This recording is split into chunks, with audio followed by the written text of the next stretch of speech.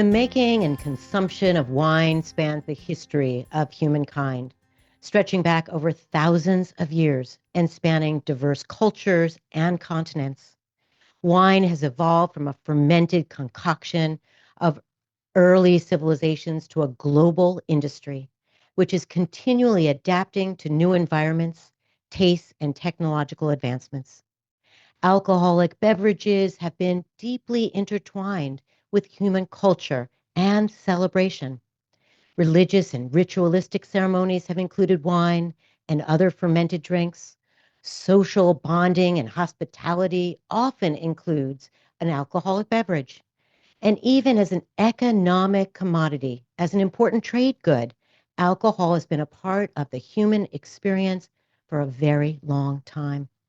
Welcome to GynoCurious. I am your host and creator, Dr. Amy Novatt. From both sides of the speculum, we're here to investigate what it means to be a healer and to be healed. Please, if you have questions or comments or thoughts, please write comments at radiofreerhinecliffe.org.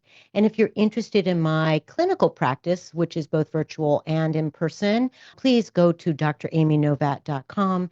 And if you'd like, you can have a kind of free 15-minute conversation with me just to get to know me if you feel that would be helpful. So today I have the pleasure to welcome Christy Counts. Christy is the founder and president of Neverstill Wines. Christy has a diverse professional background in both for-profit and nonprofit business management and has been actively involved in promoting equine and animal welfare over the course of many, many years. Hi, Christy. How are you? I'm great, and I'm really excited to be here today talking with you. Me too. Me too. So someone listening might say, okay, animal welfare to Neverstill Wines. That's an interesting arc. Can you tell us a little bit about that arc? I was a person that always just kind of followed my passions, and I have had two very separate passions in my life. One was animals, and one, of course, was wine. And so I kind of decided early on that I was going to spend the first part of my life really focused on animal welfare, and then the second part of my life on wine. And that's kind of how I thought about it in my mind. Both of them are very humbling things to be involved in. Can you expand on that? Why humbling? Well, I would say in the instance of wine, for example, you can never know enough. It's an endless journey, which is, part of the beauty and the challenge of it, but there's always something to learn about wine. And whenever you think that you know a lot, something happens in your discovery of wine that makes you feel very humble. And Hmm. it's kind of the same, I would say horses in specific, and I was very involved in equine welfare. I mean, there's horses are incredibly humbling, I would say. And, every time you let your guard down or you think you know everything and you're in a really good place, sometimes a horse does something that's completely surprising to you, and it reminds you that we are not in control. Well put. Well put. Which feels very aligned with our conversation today because we're going to talk about wine and your journey with it, but we're also going to talk about health. I'm sure there are people out there who are thinking, why is Amy interviewing Christy? And we're going to let you know. We're going to, listen in. But before we get to that, I guess I really want to know, first of all, when did you start the business? When did Never Still start? So we just launched the brand last year. So that was Oh, okay. late 2024. With that said, we've been working on this for 3 or 4 years. It takes quite a long lead time to get into the wine business. And so we've been Mm, working on it since 2020, but really just launched the brand last year. okay. And why Never Still? So, one of the things that's interesting about our brand is that we originally had intended to do this in California, and because of climate Mm, change, decided to pivot as we feel like the New York region, which is an emerging wine region, was really an exciting place to be and also is changing for the better with climate change. So, we really wanted this to be a New York brand. And the Hudson River is something that I'm not sure could be anything but a symbol of New York. And one of the original Mohican names of the Hudson River is waters that are never still. And of ah, course, yeah, and wine is never still in the bottle. It evolves every single day. Now, what's interesting about this conversation with you is that I also think of it even a step further. This is a pretty feminine brand. And, most the women I know around me also happen to be never still, constantly evolving, constantly moving. And so the name has several meanings. That's what I thought it might be about kind of the female led, what feels like a female design and brand. And it's true. Us women, we just don't sit still, which is something that, I'm so proud of. And yet part of what I talk about on GynoCurious is learning how to breathe deeper and take time for ourselves. And that part of healing is about a change in our lifestyle because it tends to be so rapid, and it's actually part of the reason I think wine in particular, even though we're going to talk about some of the health risks of alcohol, that there's something about the ritual of wine that does slow us down. If one is fortunate to have a lovely glass of wine in front of them, I've observed really literally watching people enjoy their glass and they take small sips. It's not a guzzling kind of event and it's often really social. So I like this kind of paradox, the name of Neverstill, and yet the wine itself is a beverage that quiets people down a bit. You are so right about that. I struggle a little bit with the, proclivity to be never still and always on the go and children and career and all the different things we juggle in life as women. But at the same time, I don't want to be still, but I do want to be present in the moment Yes. and be able to appreciate all those moments. And that is exactly what you just said, something that wine does. Wine actually gives you the opportunity to stop and think, and it's a sharing of a moment. And wine in a bottle or a glass of wine is a reflection of a moment in time of so many things that went into the creation of that bottle, whether it was the weather patterns that year, so many people's hands that worked on the farm, that tended those grapes, that made that wine, and everything that went into it. It's a really beautiful story, and it crosses all cultures and demographics and, everything and history. So it's really something that gives us a chance to slow down and be present in the moment and share those special moments with someone else. And that is what I think is so valuable about it. Yeah. Where exactly are the grapes grown for your wine? So we have a vineyard called Hidden View Vineyard that is up in the Finger Lakes area on Seneca Lake. It's on the west side of Seneca Lake, and it's a 9-acre parcel that slopes down towards the lake and is got this beautiful lake view and sunrise view, and it's tiny and precious and produces very high quality grapes. Great. What I love about your storyline is not only are your grapes kind of local, so are you. You're a New Yorker now, and I don't know what your origins are, but you are now a New Yorker. And when I think about local agriculture, what I think about are not only the techniques that people are using, but sustainability. And what goes into local products tend to be healthier approaches, thoughtful approaches that provide better nutrition, taste, etc. Can you expand on that about how Never Still thinks about sustainability, about local and agricultural approaches? Yeah, so sustainability is in the topic of, local is incredibly important to us. It's our core values, really. And sustainability is pretty cool because just a couple years ago, the New York Grape and Wine Foundation came out with a certification on sustainability and just launched it. I think it was even the same year that we started farming our vineyard. And so we sought to achieve that accreditation, and it is very strenuous, and we worked very hard to achieve it. And so we have held that accreditation since we've been farming the vineyard. So that's exciting. And also throughout our business practices and operations, both with people and our vineyards, we really do focus on sustainability. And the notion of local, I think, is really important, especially with wine, because, when you go to Europe and people, the Europeans are not importing, all these other countries' wines. They're drinking the wines that's in their backyard because they understand local. And the notion is what grows together goes together when you're pairing food and wine. So I think it's really important for New Yorkers to understand that we have some phenomenal wines right here in our backyard, and embracing that is good for everyone. It's good for the planet, it's good for our farmers, it's good for everyone. So we're a big proponent of that. Yeah. And it's good for our health too, because again, I'm getting there. We're going to talk about the challenges of alcohol and health. But what's true is that there's data demonstrating that what's grown locally can have a positive impact on our microbiome.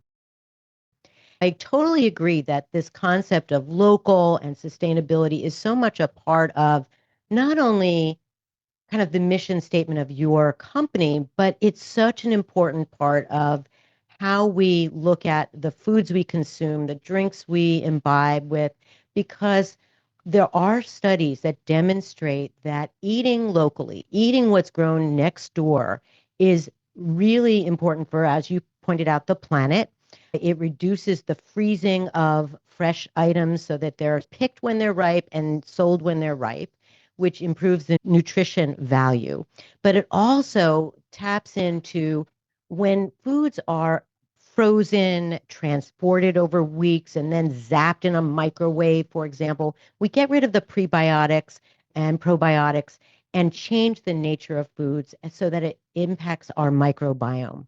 And that we certainly think that the microbiology in the soil in which your grapes grow, the air in which that infuses and transports nutrients and gases, that all these things create a microbiome there, and that if that's next door to us, and it is, so to speak, that those native species are also what's native in our own body or that our body is adapted to. So the whole thing is very much a, a commensurate, a mutualistic relationship, a symbiosis that's so important and that so many people lack because their foods and their beverages are coming from, oh my gosh, sometimes a whole nother country, which, we can talk about how that impacts wine per se. But again, I think that if we all have an opportunity, if we like to drink wine and we can drink wine from New York State, that there's value to that, not just from a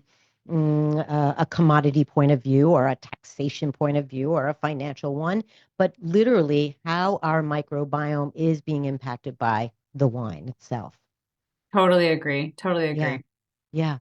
So I want to shift. And, in January 2025, the U.S. Surgeon General Vivek Murthy issued a new advisory specifically highlighting alcohol's causal link to cancer and recommending updated, more prominent warning labels on alcoholic beverages, similar to those on tobacco products. And he emphasized that he felt most Americans were unaware of the cancer risk with alcohol. And the current advisory labels describe, that you shouldn't drive while drunk and you shouldn't drink while pregnant, and a kind of a general overall warning that alcohol may cause health problems. So I guess I wanted to, before we dive deeper into perhaps what those health issues are, and we're going to focus a little bit, well, we're going to focus mostly on the cancer issue. I guess I'm concerned or wondering how your peers are responding to this discussion, this labeling, and the perhaps heightened conversation about wine, alcohol, and health. Right. This is one thing that's happening currently in the wine industry, which is causing quite an upheaval internationally, honestly, Hmm. in the wine industry. And it's a really interesting one. But I would say that up until just very recently, many professionals in the wine industry, I would say, had their head in the sand about what was over the horizon in terms of public sentiment. For me, I feel like, you know, the reason why I was so excited about New York wines, and we'll get to this in a little bit, but is they're lighter bodied, they're fresher, they're lower alcohol, which for me makes me feel a lot better. And those are the kinds of wines I can drink right now. In terms of this Surgeon General's warning, the truth is, and I don't have to tell you this, is that every single thing that I do and come in contact with now does cause cancer, pretty much. So, so my mantra in life and what I was just lecturing my kids on earlier today was you just really need to practice moderation in life. And that is really the key thing in alcohol consumption. And that is what I do myself as well. I really just focus on moderation. And I think with moderation, wine in particular, because of its unique characteristics above all other alcohol, has a positive role to have in wellness, especially in women in wellness. And we can kind of delve into that further. You mentioned this concept of low alcohol and, low alcohol, non-alcoholic wines and other alcoholic beverages or previously alcoholic beverages kind of have become more of a fad. You go and you ask for a beer and they ask if you want it alcoholic or non-alcoholic, for example. Can you just explain to the audience that concept, low alcohol, and how that impacts wines in general? Yeah, so it's pretty interesting because, there's a couple different factors to consider when you're talking about the alcohol in wine. So, it is a scale. It's either low, medium, or high alcohol in wine, and anything over 15% alcohol is considered high, and medium alcohol is 11.5 to 15%. That's medium, and then below 11.5 is low alcohol. And so what's interesting to note, there's a couple things, is that in general, consumer preference is changing and people are all leaning for the most part into lower alcohol wines, low alcohol, non-alcoholic wines. I think that is a trend that's not going to go away. So also, as the climate is warming, especially in certain regions, Mediterranean regions like California, for example, the grapes are getting riper. So as the grapes are getting riper because it's getting warmer, there's more sugar for the yeast to consume, and so more alcohol is produced. So in regions like California, while consumer preference is changing for lower alcohols, the alcohol level in, say, California wines is increasing because of climate change. And then if you throw in the factor of women, middle-aged women, which is, I think, such a fascinating topic, and specifically as it comes to, GynoCurious podcast, we cannot process alcohol like we used to. And so it's a daily consideration that I hear people come to me and say, I just can't drink wine anymore. I just can't drink wine anymore. And I'm like, I know you think that, but what kinds of wine are you drinking? And often they're like, well, I'm drinking my California, Cabernet or my California Chardonnay. And I'm like, well, just so you know, those wines have changed from when you started drinking them, 25 or 30 years ago. So I would suggest looking at these regions and looking at, low alcohol wines from these regions, which are generally cooler climate, and they're lighter, fresher body styles, and they don't make you feel the same way. And so, knowing that women process alcohol differently as they age, and also wines are changing, then I think if people would consider exploring wine regions where, cool climate wine regions, they will find that they actually can still enjoy a glass of wine in moderation, and it can be positive for their health. So what Christy is alluding to is the the abundance of women who come in the perimenopause timeframe who say to me in the office, "Oh my gosh, I am having major hangovers. All those hot flushes that I'm getting just a few of. If I have a glass of red wine, I am flushing up a storm. Yes, I cannot drink wine anymore." And it's across the board. Women come in just flustered and confused by it because this is something that they have otherwise really enjoyed. So thank you for clarifying that. So New York wines, for example, a cooler climate can provide Neverstill an opportunity to create wines that are lower in alcohol. And that is one of the resounding pieces of feedback I get from our wine, which is, oh my Mm, gosh, I get calls the next day. It's like, I had some of your wine last night and I felt great. mm, And so that's, important to me because I want to be able to drink my wine. right, right. And I obviously, it's important to me that everyone can appreciate the wines that we're making. So I would encourage not only New York wines, but other just cool climate regions and lower alcohol wines would benefit people that are really sad that they had to give up wine or thought they had to give up wine. To make it really simplistic, and please correct me if one can't do this. So people who are not well knowledgeable about wines talk about white, red, and rosé. Is there any direction you might give them around reds have more alcohol content, whites have less? Is there a generalization that you might guide our listeners with around how to order their wine if they're out at a restaurant and are hearing this and say, "Oh, I want a low alcohol content. What do I order?" Okay, so this is where it gets a little bit trickier because everyone's bodies are different and everyone reacts Yes. differently. So some people do have kind of negative reactions to tannins that would be in your red wines or your skin contact wines, like your orange wines. And so those people, do much better with white wines, light, fresh white wines, or a very light, fresh, thin-skinned red wine.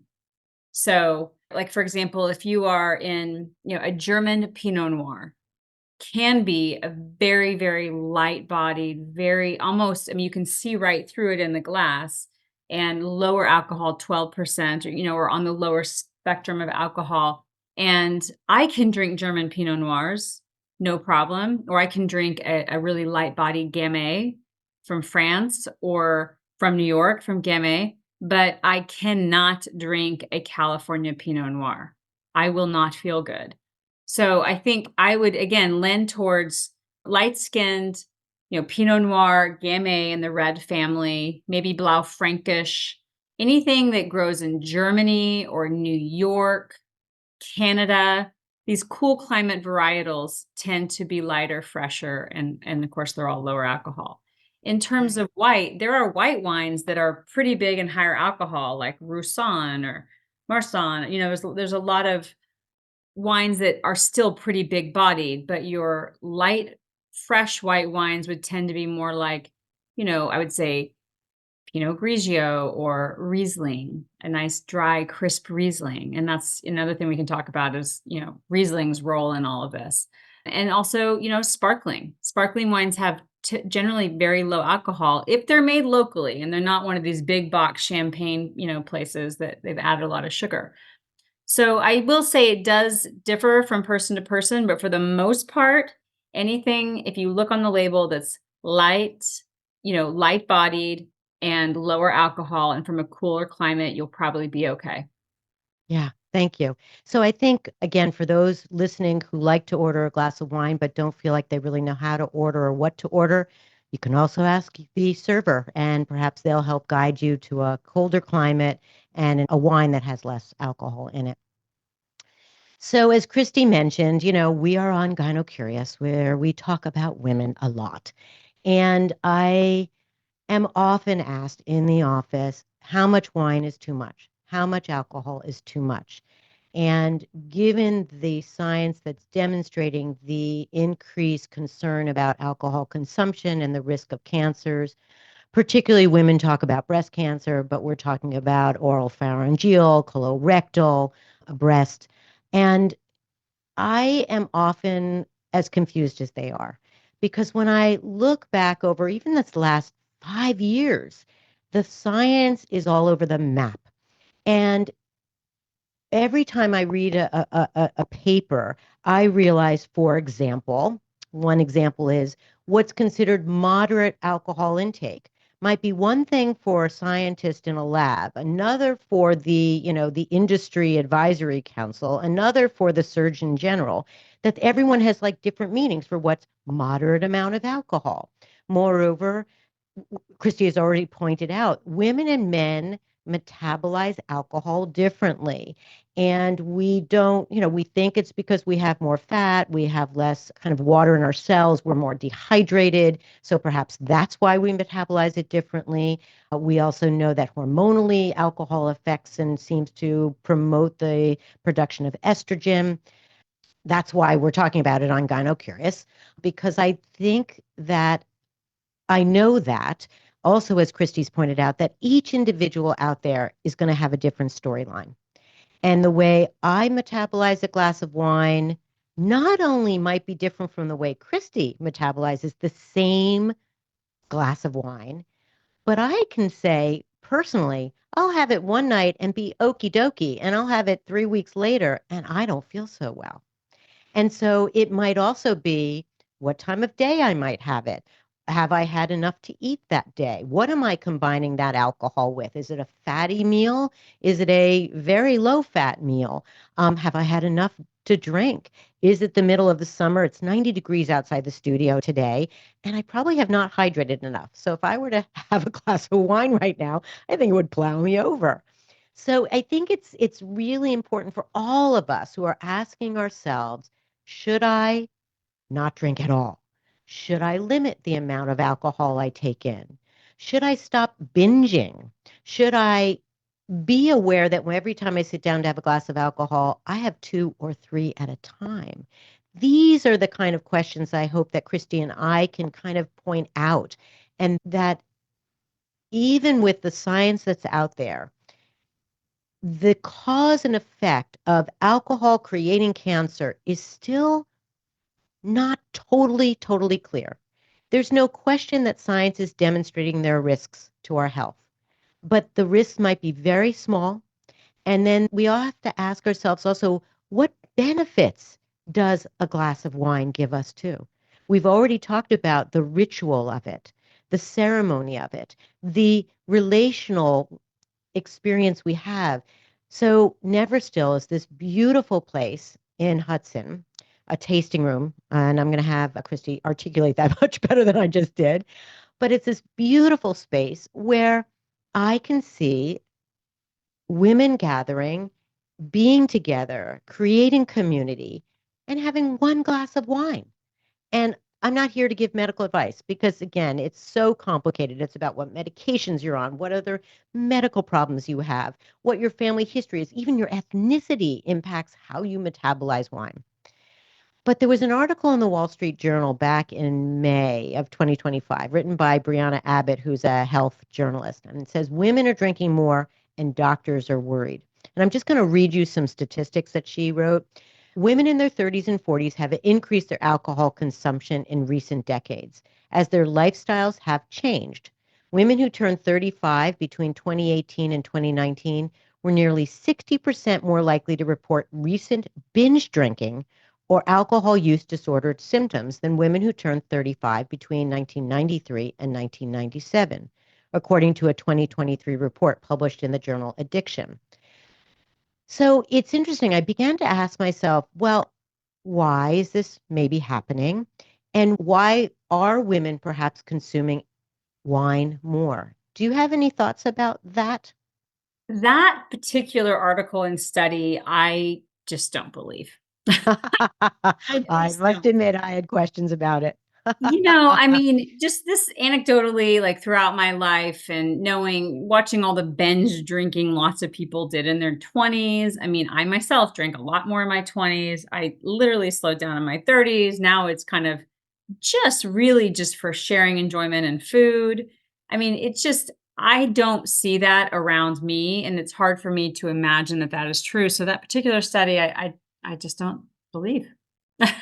There, but what you're pointing out, and we should point out always when I'm looking at studies or I'm referring to studies, are that again, I don't know. I looked up the references that she used, and it was not well referenced, and I might not have dove deep enough. So, out of respect for her, I just want to say I didn't go that deep, but our life experience, isn't it? That so often negates that because I think you're right. I think most people would say that's true. Yes, there are the outliers. There are people out there who are my age who are still drinking a lot and who binge a lot.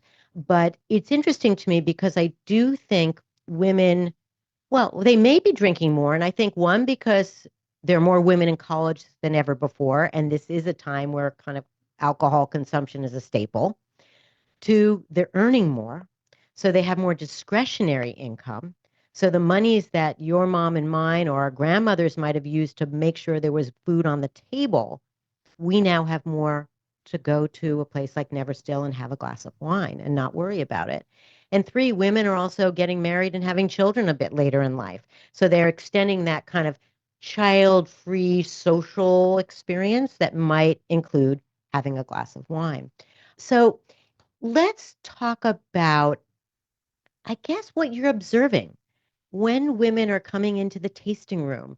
What do you see as the benefits, if you will, just from a kind of a sociological one? Because I'm sure you see it, you probably feel it. I was literally just going to bring that up. So you mentioned the tasting room, and it's interesting in terms of it. We have our demographics in the tasting room are probably, I mean, we get 20s, 30s, 40s, 50s, 60s. We get them all. But So far, we've been open almost a year, and I have yet to see someone get drunk in our tasting room. And that is really interesting. I mean, our tasting room, as you've seen it, is it naturally is conducive more to an experience and connection and conversation. It's not this traditional walk into a winery where you stand at a bar and just get poured these drinks and, poured these samples and walk out the door. It's not like that. Ours is like you're in someone's living room. Everything's beautiful. There's art, there's beautiful light fixtures. And it's all about the experience and the connection. And that is what we see. People walk in there and they are very intentional on their conversations with each other. It's more about spending time together than actually over drinking wine. It's more about exploring the wines we pour and wanting to hear the stories about where they're from and how they're made and what it means, and true interest and curiosity about the art of wine. That is our observation. And it has even surprised me. I think it's pretty funny because, our employees all have to take this tips training for how, like anyone who works in a bar or a restaurant, that's how to deal with someone if they have become, overserved in alcohol. And I think it's comical because we have yet to have anyone walk out a door who I would not have a problem driving a car. And we've even had bachelorette parties. I think they come in and they're like, well, this is a place where we must behave. What's so interesting about that observation and experience is one of the things that we know about health promotion, illness prevention is community across the board, no matter what disease process we're talking about. Science has demonstrated that when we are in community, when we have relationships, that our health is better. And again, something that you touched on earlier, cancer is a very confusing disease process. And there was actually a very interesting opinion piece in the New York Times today about how we're contaminated, that our world is unfortunately extremely toxic. These forever chemicals, highly processed foods, what's in our air, the smoke coming from these wildfires. Without sounding pessimistic or gloom and doom, because I'm trying not to be, there are so many variables that go into what might promote cancer. Now, good scientists are trying to dissect these different variables and try to understand what is true cause and effect. So I'm not here to say that alcohol doesn't have health risks. It does. We know that. But the question is how much alcohol? And I think that what I'd like everyone who's listening to take away from our conversation is that a place like Neverstill provides a space that's safe, that's community based, that's responsible, that's trying to serve a product that's thoughtful around its health and wellness vis-a-vis its alcohol content, where it's made, who's producing it. Christy is standing, she's zooming right in front of me, and this is a woman who takes great pride in her product. And I know that she's interested in women's health because we've had, lots of conversations about it. And anyone who cares about animals has a good heart. I'm just going to put that out there. Um, and that's not science. That's just my own opinion. But what I'm here to say to our listeners is that you can drink responsibly. And that, I guess I'd ask Christy, is it fair to ask the question, is it the responsibility of the industry to listen to the Surgeon General and to, well, yes, it's important to listen to the Surgeon General, but how much of the industry is responsible for the way people drink as opposed to the person and their decision making around imbibing, right? You're right. And it's actually a topic internal to the industry of should we go out and fight this general surgeon's warning or should we just do what we're doing? And my attitude is, you know, people know that too much alcohol is not good for you. Hmm. And I think we should focus on what moderate consumption of wine in particular brings to the table.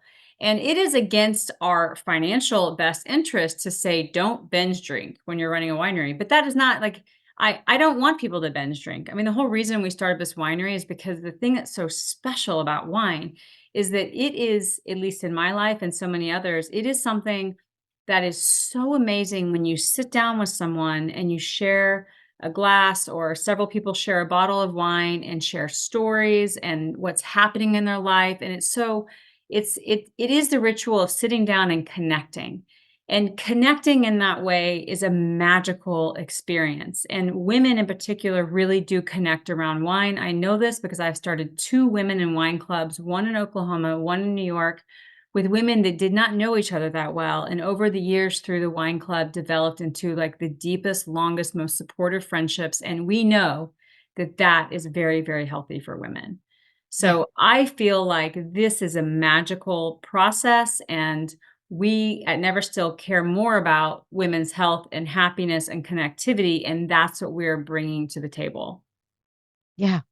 So it's, for those listening, like any lifestyle issue I talk about on GynoCurious, whether it's your nutrition, whether you're moving your body and exercising, whether you are considering supplements that may or may not be beneficial to you, whether you are seeking therapeutic intervention if emotionally and mentally you are struggling, whether you are dealing with a disease process and looking and finding the right healers for you, whether that be an MD, a nurse practitioner, an acupuncturist, a homeopath, that thankfully most folks have some level of choice around who and how they're going to find health in their life. Yes, some people it's an easier process and an easier journey. They have greater means and access. We know that there's a lack of equality in medical access and opportunity in this country, which I've talked about a great deal on GynoCurious. And again, there is science that we know that women's health risks are greater, with a smaller amount of alcohol consumed. There's data to suggest that about 4 more women out of 100 will develop breast cancer as a result of drinking 2 drinks a day. I would suggest most people don't drink 2 glasses of wine a day, but that's something to perhaps think about. But again, I'd ask that you think about your lifestyle. And we know that exercise and eating well, for example, community, these are modifiable risk factors for disease and cancer that we have some control over. So please, please, those are just as important as thinking about where my wine comes from, who is manufacturing it, how much am I drinking, and with whom am I drinking, and why am I drinking? I think that's an important question too, right, Christy? It's like, why am I having this glass of wine? Absolutely. And I would say in my life specifically, it revolves a lot around food, because if I'm going Mm, to have a really beautiful dinner and I have the right pairing with the right glass of wine with that meal, it actually enhances everything. And it just like, it makes it so much more enjoyable. right. So I guess the bottom line as we come to a close is that alcohol is potentially addictive. It can cause intoxication. It contributes to health problems and preventable deaths, i.e., accidents, but that there are ways in which we can enjoy wine in particular at low levels, that the risks appear to be low, maybe not zero, but living in the world, there's no zero risk anywhere we look. And so, again, I'm not giving you medical advice. I'm just here to discuss with Christy, who knows so much about wine, about how to look at it in your life, how to embrace it or to let go of it. For some people, giving it up entirely is the right approach. And I'm not trying to discourage you from buying Neverstill wines. I'm here to just say, please be thoughtful about it and think about all that we've mentioned today, because I do believe fully that we can experience something like a glass of wine in a healthy way, thoughtful way, intentional way that brings us joy, pleasure, and maybe even health from the perspective of pleasure, community, well being. And that if you're going to choose something that changes your mindset, whether it's a glass of wine or vodka or some other product that changes the mind, hallucinogens, etc., that you just be thoughtful about it and experience it with maturity and wisdom. yes, there is some risk when you're ingesting alcohol, but when you weigh that risk with the positive health benefits of connectivity, conversation, community, I think that makes a lot of sense to people when they're like, yeah, it could be a little dangerous, but I also recognize the benefits here are more important than what could be here. Christy, would you, say anything further about Neverstill or what we've talked about that you think I haven't touched upon that you want people to know about? I mean, I think going back to that one piece where I'm saying, massive wine sales and contributing to people who may have a problem with wine is not anything that I'm interested in with this brand. I have a large interest in women's health. At my age and all of my peers and what we are currently going through and discussing and talking about. And I also see what wine brings to those conversations and that connectivity. And so I'd like to see this brand grow into this wellness space. And I do think the wine industry has a place in our future. It may look different than it did in the past, where people drank a lot more, a lot bigger wines, and for different reasons. I think moving forward, the wine industry would be well served to start looking more about connectivity, experiential, moderation, and that wine will continue to have a perpetual place at our tables in this world. Yeah, thank you. Thank you. And just to let everyone know, Christy and I have talked about women's health and well being, and we're hoping to gather on November 20th at Neverstill so that folks can enjoy this setting. And I'm going to talk about women's health, and I'm sure there will be a glass of wine for you to enjoy and relish. And we're looking forward to building community in Hudson, New York, and bringing people from near and far so that they know about Neverstill as a safe place to be with your community and family. So I love to end this show, Christy, with asking my guests about pleasure. So you've already told us that you so enjoy a great meal. Is there something else that gives you pleasure during the course of your life? One thing, if you will, that's apart from your work. Oh, well, I guess now that I'm in the wine business, it couldn't really be wine if it's right? Oh my goodness. Well, right now, currently, and for the last 4 years, the thing that is bringing me the most pleasure is tennis. Oh, fantastic. It has been a Fantastic. phenomenal journey and so much fun, and I've met amazing people, and I also think that is also very good for women's health. Absolutely. Again, what's beautiful about tennis is one, it's a great sport for exercise, but it's community. Whether you're playing singles or doubles or, in championships, you're surrounded by people who are sharing a liked experience. So thank you for sharing that. Yeah. Yes, yes. Thank you so much for joining me today. I'm so grateful for your work and your presence with me here in the studio today. Thank you. We look forward to November. Yes, yes, yes, yes. And thank you to my producers, Jen Hammoud and Maddie Rosenberg and Matthew Mercier, and to my editor, David Hoffman. Also, thank you to the Epicurean for hosting us here. Please remember to stay well until our next episode. Listen to your instincts and intuitions. They are the greatest of teachers, not to be ignored.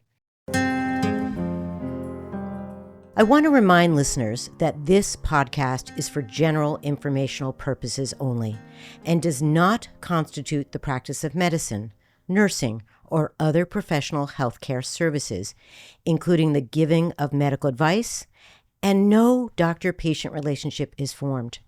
The information on this podcast is not intended to be a substitute for professional medical advice, diagnosis, or treatment.